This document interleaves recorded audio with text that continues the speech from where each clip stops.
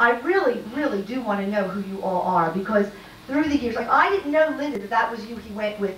I knew every New Year's Day he disappeared and he was with somebody. I just never knew who it was. And oh, speaking of disappearing, I will add one more thing. He was really, somebody mentioned it up here that he was a giver. I never saw him as cheap, ever, ever. I never saw that side of him. He was always a giver that I saw. And as a DJ, when I hired him, for the first few years, we had a strictly professional relationship. We weren't not that friendly, only that he was a nice guy and he was a great person to have work for me. But after about 4 or 5 years, I think I met him in '95 is when he started working for me. I said to him, Bob, you know, you're a DJ and you're great, but every wedding season you disappear. It's like, it comes to be like April, and you say to me, Lynn, I'm not going to be around until like July 10th. And I would say, Bob, there are thousands of dollars to be made. I mean, DJs make more money in May and June sometimes than we do the whole year. Sometimes that's a fact. If you're any good, you're working every day in May and June. Every day, and that's a lot of money. So he would disappear. So finally, one year, I guess I felt comfortable enough to ask him, I said, where do you go? What is it that you do? I don't know. I thought maybe, I knew he was in the band. I thought, you know how bands, one time I traveled with the USO show, and I traveled across, I happened to go to the South Pacific, but these bands, you know, they travel all over the world. And I thought, well, you know, you make good money. I thought maybe that's what he was doing. So he said to me, all right, I'm going to tell you. He said, but you can't laugh. I said, I wouldn't laugh. You know, we're talking money here. I'm not going to laugh. So he tells me about Amma. And I'm listening on the phone as he's speaking about Amma, just listening.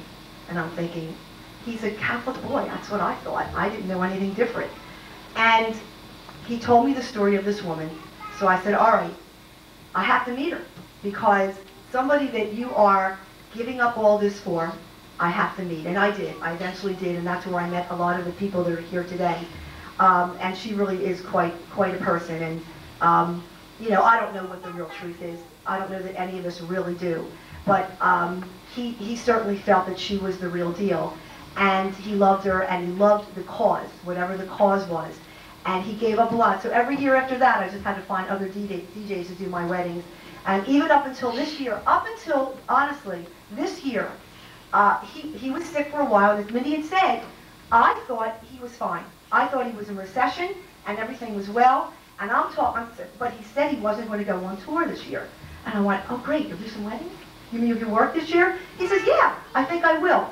I mean, up until a few months ago, like it was maybe, I don't know, February, March, when we start talking about the wedding season, he was thinking he was going to be doing some weddings, because he knew he wasn't doing the tour.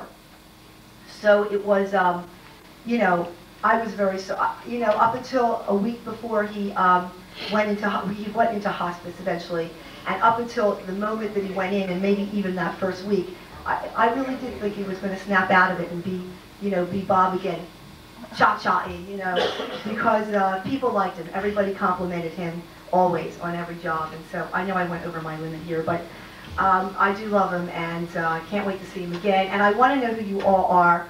Please raise your hand if you were in the band. We got to see you. Who are you? Who? Everybody. Let me see. Over here too. So all different times, right? Okay. So when the next person gets up, you have to go over that, like the breakdown of that. So anyway, thanks, and DJ Linda, bye.